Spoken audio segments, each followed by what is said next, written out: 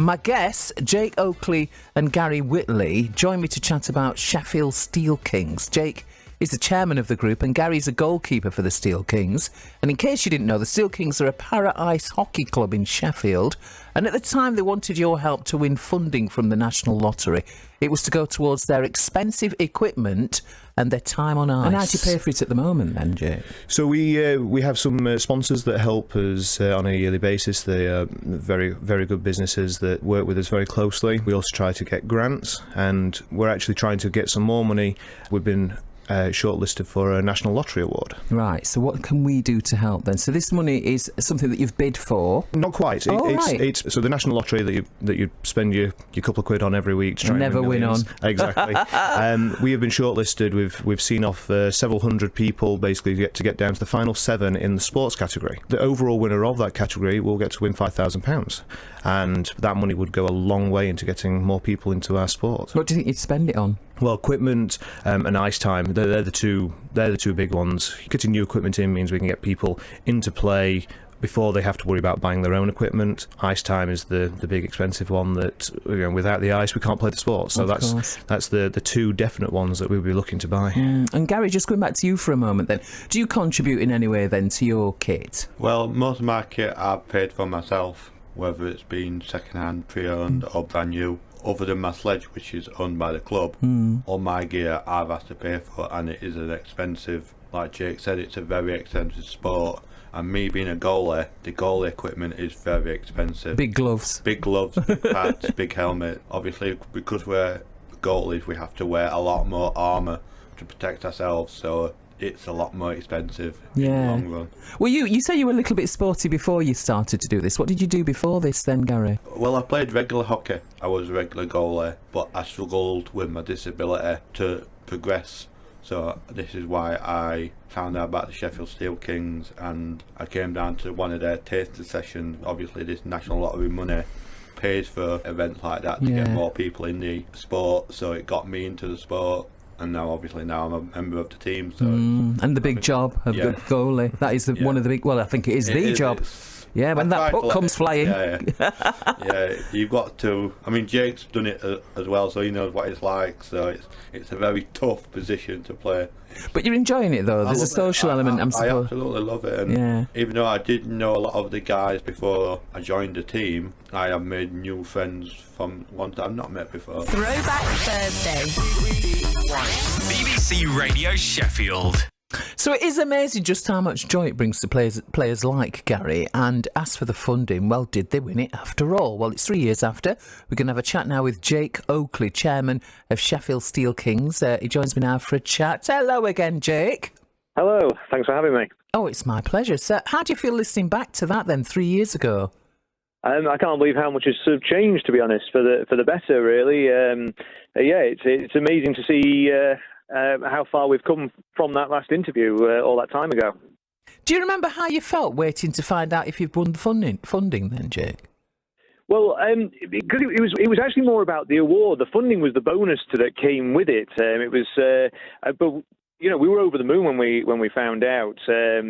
It was a real turning point for our club, because although we were working really hard to kind of make things happen, everything happened much quicker because suddenly we got recognition sort of in on national TV. The national papers were picking us up as part of the National Lottery Awards, and then we got the kind of little pot of money there that was associated with that as well, which meant we could invest in more ice time, more equipment, and that by default meant, because people knew about it as well, we got more people playing. So the team just sort of shot up, in an instant almost. It was great.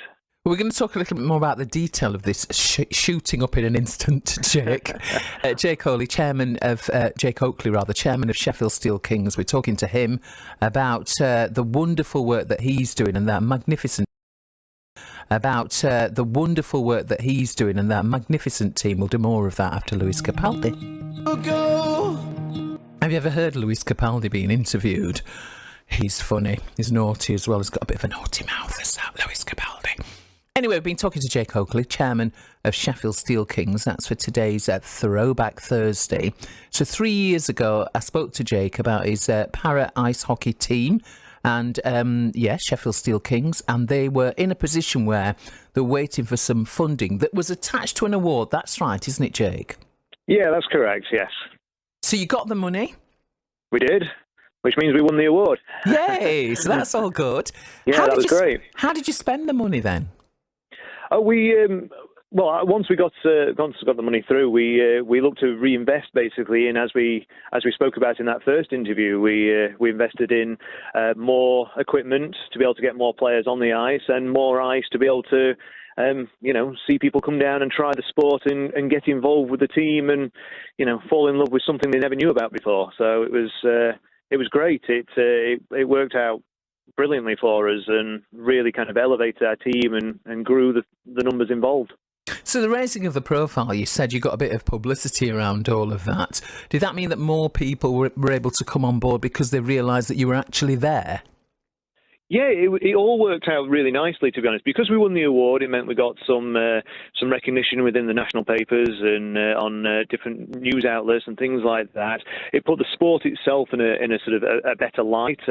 More people suddenly knew about it, and from a local point of view, all of a sudden we were kind of getting people from sort of Sheffield and the surrounding areas, and they wanted to kind of know more and get involved and even just give it a try, and that's what we're all about. We want to try and find people that want to at least get in, give it a go, and hopefully fall in love with it.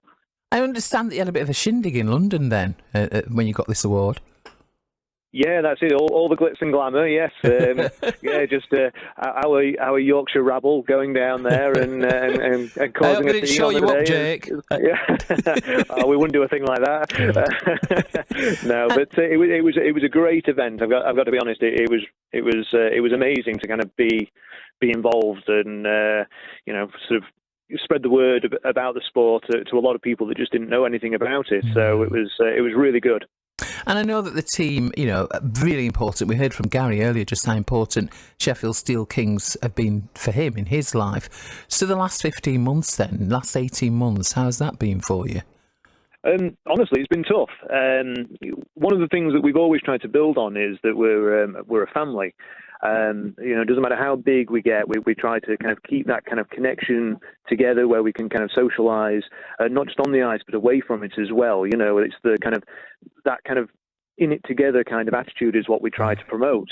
And not having that has been very tough. We still try to do as much as we could within sort of the realms of technology of sort of Zoom and team meetings, and we had quiz nights, and we try to do things when you could have like the groups of 6, and we're trying to do some like little bits of training outside, and we're trying to keep people kind of active, so physically and mentally as well, but it, I wouldn't be the only one that said it's been tough, kind of being away from, the sport they like and the friends, and it was tough on a lot of people, but thankfully we're slowly starting to get back out of that, and we can, start to train again now, and things are starting to turn a corner at least a little bit for us.